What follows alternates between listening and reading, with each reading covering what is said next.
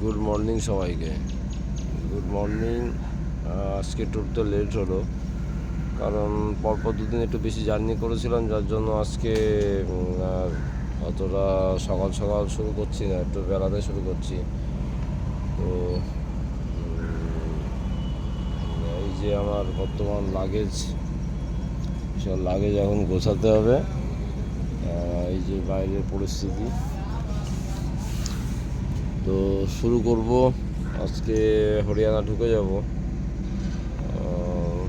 চলো, সবাইকে good morning আর একবার, তারপর উঠে আপডেট দিচ্ছি। তো সকালবেলায় 7:15 জার্নি শুরু করেছি। তো সবাইকে আর একবার গুড মর্নিং। আসছিলাম ভিতরের রাস্তা দিয়ে সাহারানপুর, আর আমি যাচ্ছি না, আমি এখান থেকে আম্বালা যে রোডটা, এই রোডটা ধরে নিচ্ছি, এনএসটা ধরে নিচ্ছি। এই এনএসটাই আমাকে আম্বালা, জলান্ধার হয়ে, পাঠানকোট হয়ে জম্মু পৌঁছে দেবে। শুরু করছি তো আজকে সকালে হাইওয়ে জার্নি। সব ঠিকঠাক আছে। উত্তরপ্রদেশ, আশা করি এই হাই রোডই উত্তরপ্রদেশের লাস্ট আম্বালা শুরু হবে। তো সকালে মোটামুটি 5 কিলোমিটার 6 কিলোমিটার সাইকেল চালিয়ে চলে এলাম আম্বালা, যে হাই রোড এনএস 344। তো এনএস 344 সাইকেল চালাচ্ছি এখন। এই যে পরিস্থিতি চলছে, বিশাল একটা, বেশ সুন্দর একটা রাস্তা দিয়ে যাচ্ছি। এনএস 344, এটা এই রাস্তা নিয়ে যাবে আমাকে আম্বালা এখান থেকে 100 কিলোমিটার। বেশ আজকের দিনটা বেশ ভালো সাইকেল চালানোর অভিজ্ঞতা হবে। এনএস 344-এ ওঠার পর প্রথম টোল প্লাজা পেলাম, আজকে দিনের প্রথম টোল প্লাজা।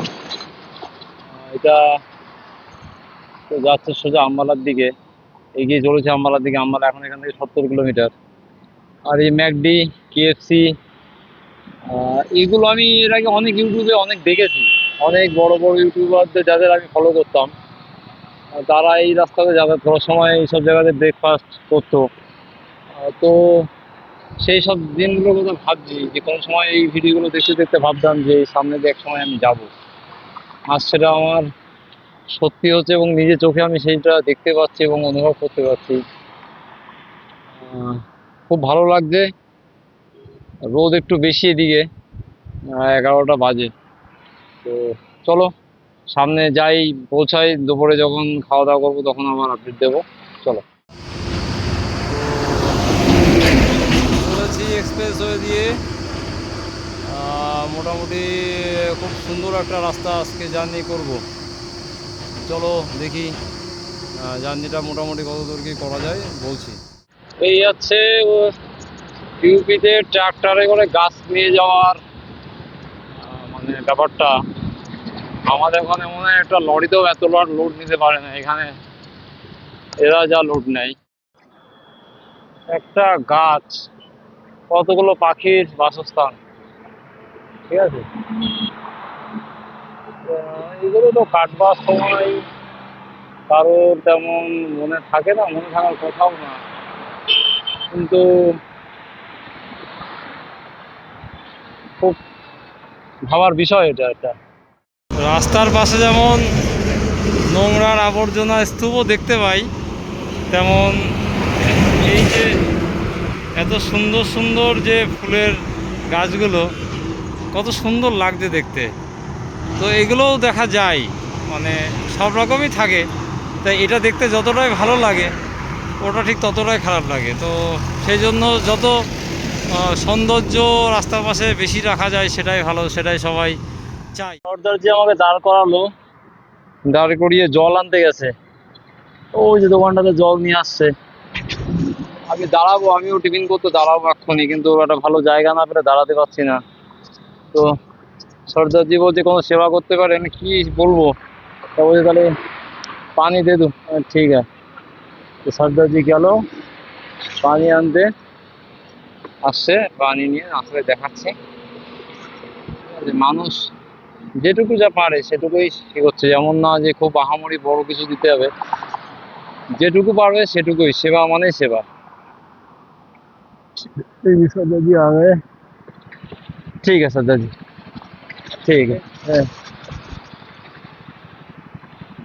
ठीक है सर जी है। राम राम। ठीक है भैया, ठीक है, हाँ ओके। चलिए, ये चले गया जल दिए। अच्छा कौन सा होगा, अच्छा कौन होगा? ठीक है, तो आप आपको जो अच्छा लगे वही दे दो। তো হরিয়ানায় এসে একটু ভুট্টা খেতে হবে 20 টাকা করে।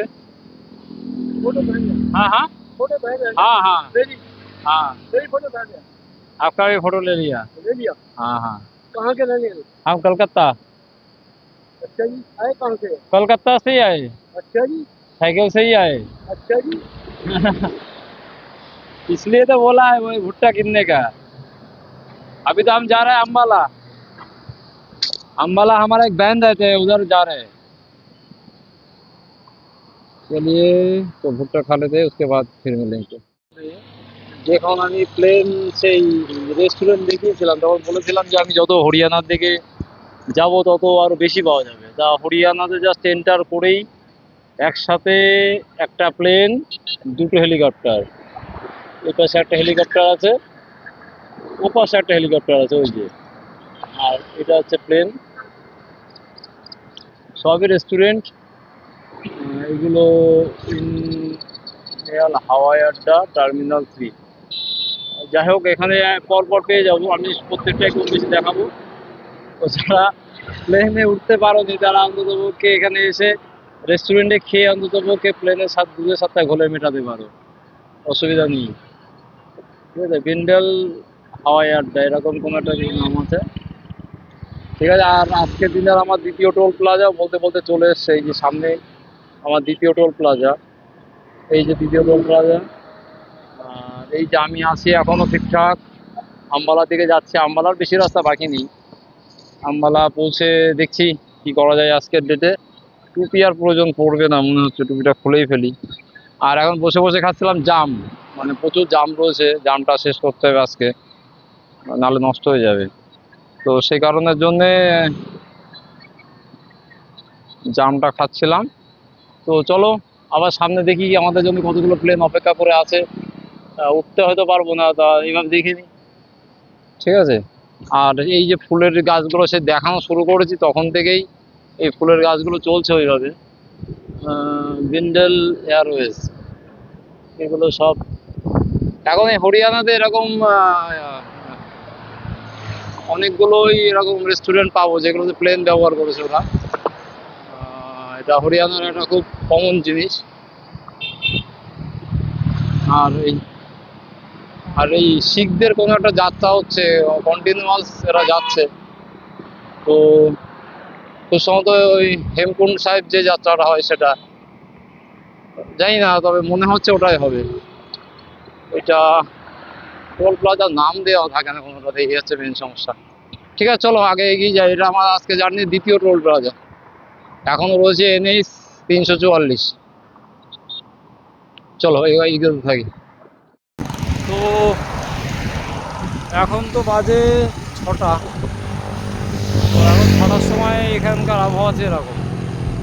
আমি তো চলেছি আম্বালার দিকে। আম্বালা এখান থেকে এখনও 30-32 কিলোমিটার রাস্তা রয়েছে। আম্বালা আমি যেখানে থাকবো তার সাথে আমার কথা হয়ে গেছে, 8টা-9টা বাজবে পৌঁছাতে। ঠিক আছে, কোনো অসুবিধা নেই, পৌঁছালেই হলো। আর বাদ বাকি আবহাওয়া ঠিক। এখন থেকে 9টা পর্যন্ত আরামসে সাইকেল চালানো যাবে, কোনো অসুবিধা নেই। সকাল আর সন্ধ্যাটায় সাইকেল চালানো যায়, মাঝখানটা তো জোর করে সাইকেল টেনে আনতে হয়।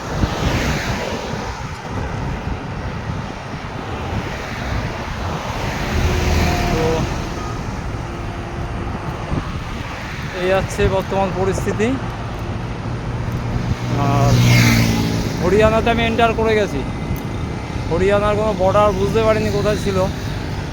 যাই হোক, অনেক সময় আগের থেকে আমি হরিয়ানা প্রায় 8-10 কিলোমিটার আমি হরিয়ানার মধ্যে রয়েছি। এক জায়গায় দেখলাম হরিয়ানা পুলিশ লেখা রয়েছে, তো বুঝলাম যে হরিয়ানাতে ঢুকে গেছি। এই যে বলেছি পিছনে লাগেজ, এই যে লাগেজ দিয়ে চলেছি। তো চলো এবার সামনের দিকে যাই। তো এখন রয়েছে আমি আম্বালার মধ্যে। আম্বালাতে আমি আসলে এসছি অনেক সময়, কিন্তু আমি যেখানটা যাচ্ছি সেই জায়গাটা এখান থেকে এখনো 4 কিলোমিটার রাস্তা আমাকে যেতে হবে। পিছনে আম্বালা শহরটাকে পার করে আসলাম।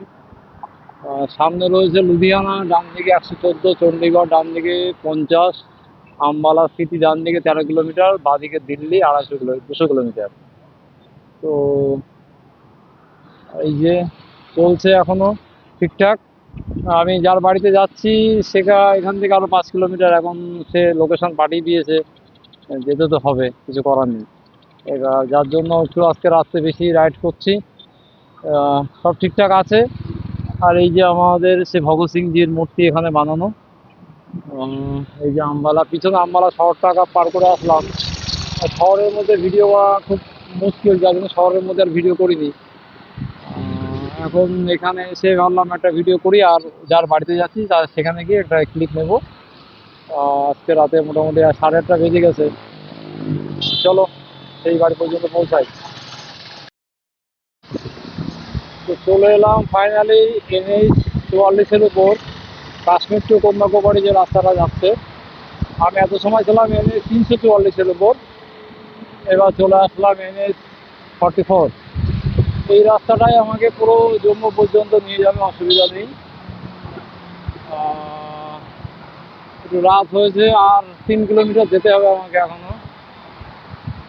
কাশ্মীর টু কন্যাকুমারী রাস্তার অনেক নাম শুনেছিলাম, যাই হোক উঠে গেলাম সেই রাস্তায়।